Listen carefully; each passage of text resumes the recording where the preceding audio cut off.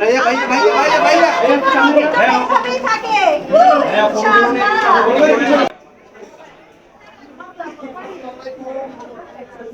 আসসালামু আলাইকুম everyone, welcome to my friends wedding blog. যেহেতু ফ্রেন্ডের বিয়ে, সুন্দর মতো সেজে গুজে তো যেতেই হবে। জান্নাত আর আমরা কিন্তু রেডি হয়ে বের হয়ে গেছি, অলরেডি চলেও এসেছি।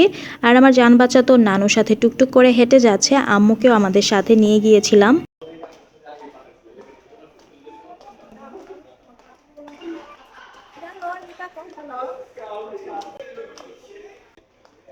সো অলরেডি আমরা ভ্যানুতে চলে এসেছি, আর এসেই দেখলাম আমরা যেই মুহূর্তে এসেছি ঠিক সেই মুহূর্তে বরের এন্ট্রি হচ্ছে।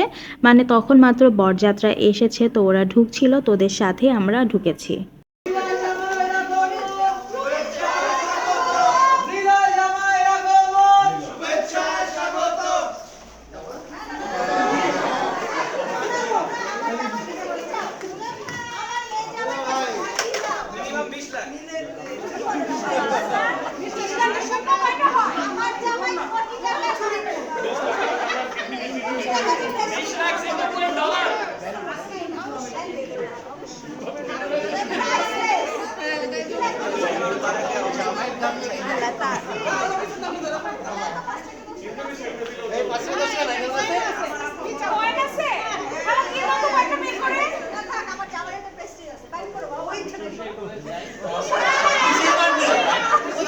সো বরের এন্ট্রি তো হয়ে গেল, আর এই তো আমার ফ্রেন্ড অথি, ওরই আজকে বিয়ে।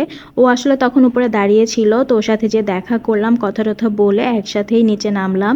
আর মাশাল্লাহ আমার ফ্রেন্ডকে তো দেখতে অনেকই প্রিটি লাগছিল ওই দিন।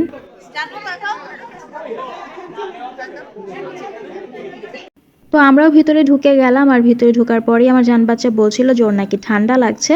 তো ওকে বললাম তুমি সোয়েটার পরো, বাট সে সোয়েটার পরবে না। তারপর বললাম তাহলে তুমি তোমার নানুর সাথে বসে থাকো এখানে।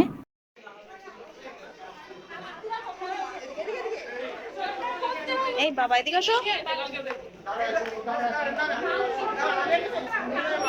ব্রাইডকে কিন্তু এখন এন্ট্রি করানো হবে, তাই সবাই কিন্তু দাঁড়িয়ে গেছে ব্রাইডকে এন্ট্রি করানোর জন্য। Ready, 1 2 3 go.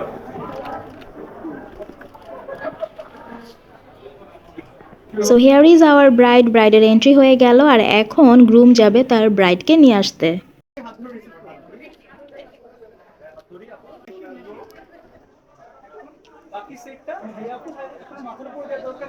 মাশাআল্লাহ ওদের দুইজনকে দেখতে কিন্তু খুবই সুন্দর লাগছিল, সবাই ওদের জন্য দোয়া করবেন।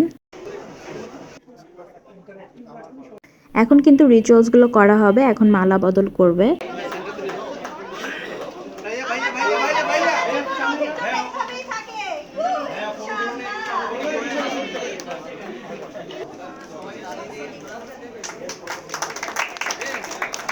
সো মালা বদল করা তো শেষ, এখন দুইজনের ফটো সেশন চলছিল। তারপর কিন্তু মিরর দেখানো হবে, এক এক করে সবগুলো রিচুয়ালস পালন করা হবে। আর ওদের দুইজনের জন্য অনেক অনেক শুভকামনা রইল, ওদের নতুন জীবনটা যেন অনেক সুন্দর হয় এবং ওরা দুইজন যেন সুখী একটা দম্পতি হয়। আমরা মা মেয়ে মিলে কিন্তু হাঁটাহাঁটি করছিলাম, অনেক এনজয় করছিলাম, আর সব কিছু কিন্তু ঘুরে ঘুরে দেখছিলাম। ব্রাইড আর গ্রুমের জন্য যে টেবিলটা ডেকোরেশন করা হয়েছে, টেবিলটা কিন্তু খুবই সুন্দরভাবে ডেকোরেট করেছে। কোথায় যাচ্ছ ধরো না।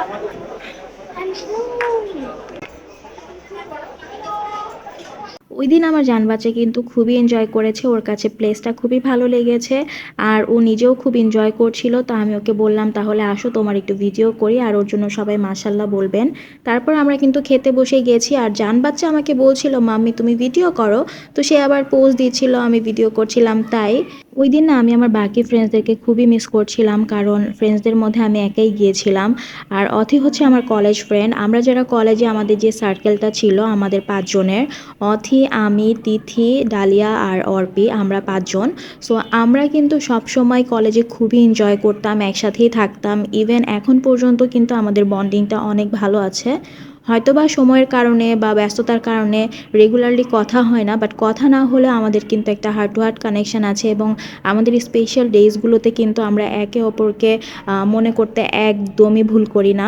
কলেজ লাইফে আমরা কিন্তু খুবই মজা করেছি, বাট এখন আমাদের আর ওইভাবে করে দেখা হয় না, কারণ তিথি দেশের বাইরে চলে গেছে, ডালিয়া ওর নিজের লাইফ নিয়ে বিজি, আমি আমার জায়গায় বিজি, অর্পি জায়গায় বিজি, অথিরও এখন বিয়ে হয়ে গেছে, ও বিজি হয়ে যাবে, ওর লাইফে এখন ডিফারেন্ট হয়ে যাবে।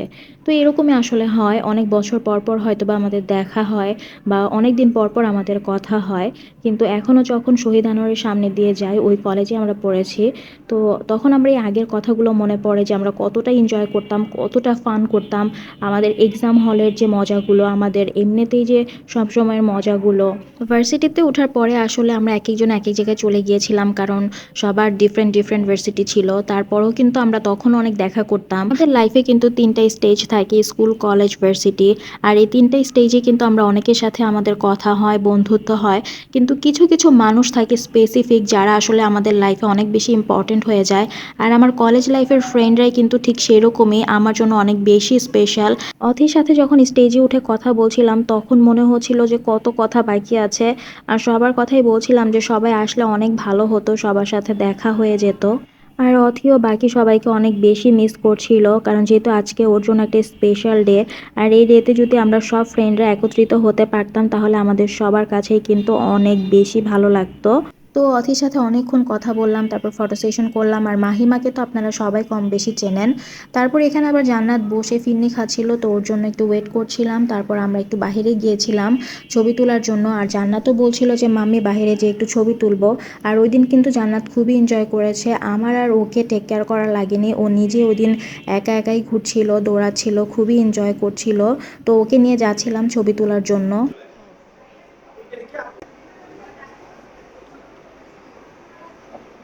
আর দেখুন আমার জান বাচ্চার অবস্থা, আমি ছবি তুলে এসে দেখি ওইভাবে বসে আছে, আমার যে দেখে কি কিউট লাগছিল মাশাল্লাহ।